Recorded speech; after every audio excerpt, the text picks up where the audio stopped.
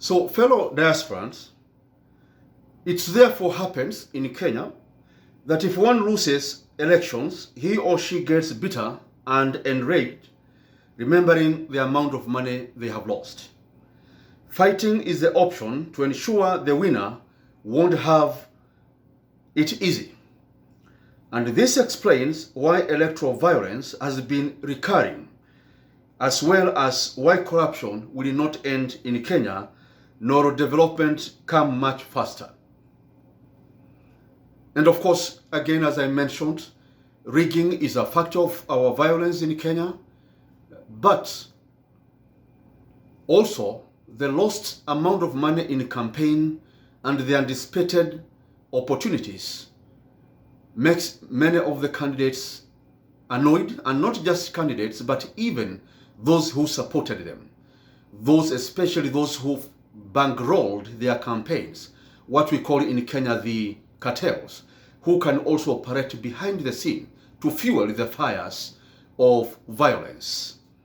And I know this factor has never been discussed so much in Kenya, that the violence we have experienced in Kenya over the years has something to do with the amount of money that candidates had used in the campaign, and now that has gone down the drain. And the anticipation that they had, especially when they know that they may not be appointed in any positions in government. And this, as I will explain down the line, this is why, for example, the handshake occurred, because, hang on, those who lost, they had invested heavily from their personal resources. They had spent billions during the previous campaign, 97, 92, 2002, 2007, 2013, 2017. Many of these big guys that had funded these campaigns, they had lost a fortune, and they have had to have a way of getting this money back. As much as the handshake, and I applaud it with all my heart, it was the best thing to do to bring peace in Kenya, and indeed there has been that peace. But also, there was a recoupment of the lost amounts of money. And that's why, for example, many of the people that are associated with the handshake, both sides, have been appointed in the government and all that. Because elections can cost a fortune for families. And this is why, ladies and gentlemen, I'm requesting you support me the much you can, so that these risks can be able to be spread across, so that we spend a little here and there, we sacrifice a little here and there, amounts of money that cannot upset your family financial situation. Just the way Americans do, or Canadians do, or British do. They support their candidates. If Trump was running in Africa, for example, he would have sold his Trump Towers. He would have possibly sold his Trump golf courses. And this is what happened to billionaires like Kenneth Matiba. After bankrolling the elections of 1992, he lost virtually everything: his health, his property, and his health. So he lost his wealth, he lost all his property, and he lost his health also, because it deteriorated after the detention and became worse because he did not have money to go for better treatment, because all his money he had spent in the 1992 campaign. And this is why I'm pleading with the fellow diaspora. The way we see these countries where we live, the voters helping their leaders, let us also go down that line and help. You may send your assistance by going to my GoFundMe website and see my platform there. Make Dr. Joseph Mburu President of Kenya 2022. Or send your support to my presidential M-Pesa, Joseph Mburu, 0748 265 314.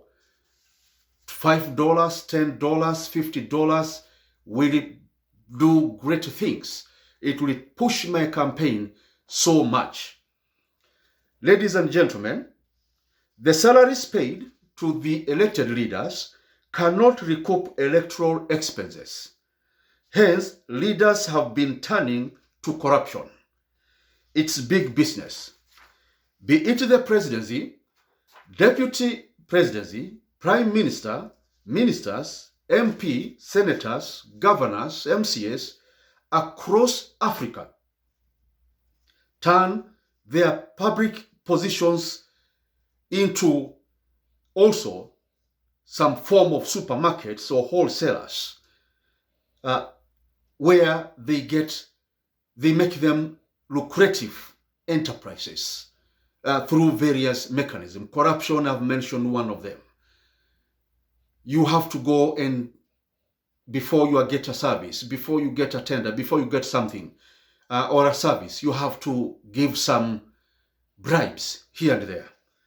Ladies and gentlemen, so that every tender, for example, or every contract, there is a commission factored in it, which will go to these leaders, either directly or it is done through cronies, through proxies, and all that.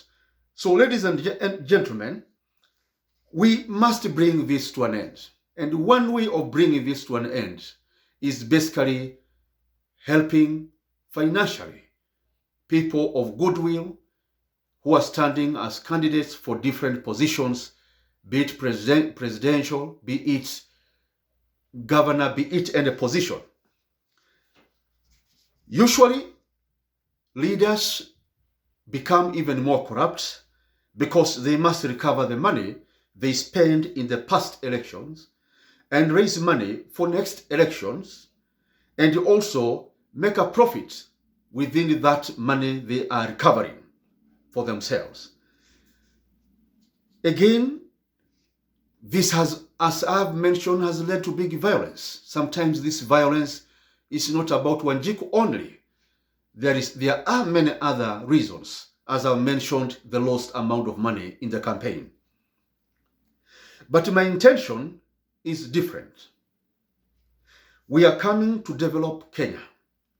We shall not take any penny beyond our worth as provided for by the laws of Kenya for our salaries, as determined by salary laws. We shall not enrich ourselves, and in fact we shall cut down salaries by 50% and do away with the many allowances that today elected leaders get. This is why we need your help, because we are coming to bring you great benefits. Please read, fellow diasporans, read my presidential program for the diaspora that I announced separately. My presidency is coming to end the sufferings of Kenya's diaspora. We, the diasporans, face unique challenges wherever we are in overseas territories. We sometimes go through a lot of pains, but we nurse these wounds in silence. Many of us left Kenya with the pains, hurting souls. We could not make ends meet in Kenya despite our huge efforts, visions, and thoughtfulness. We sought for greener pastures abroad where we could reach to our highest aspirations.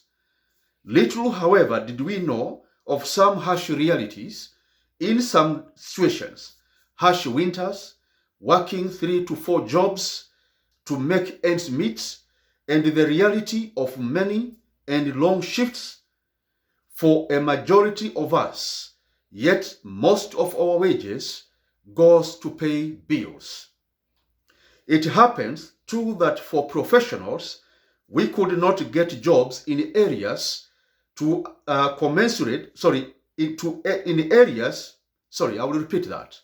It also happens that we, the professionals, the Kenyan diaspora professionals, could not get jobs in areas to which they were trained in for, or at the level or positions commensurate to our training and experience.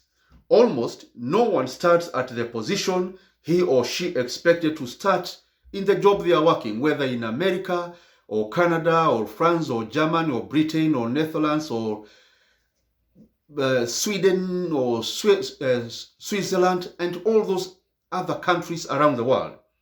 And this hurts us. To some of our countrymen and women, especially in the Middle East, the pains have been unbearable and beyond measure. They have been tortured and killed simply because they are of black race and from a poor country, Kenya. Many of us don't have family fellowships in our homes. Our social relations as wife and husband and parents and children is irreparably weakened because of demand for cash to pay bills. A husband and wife meet on the doorway when one is rushing for shift and the other one coming in from a shift to take care of the children, who are in most cases without one or both parents every evening. These are the troubles we face, and I know them. And this is why I am coming to run for president, so that we can be able, and I can be able as your president, to end them for you. And that I will do. No question about it. I will do.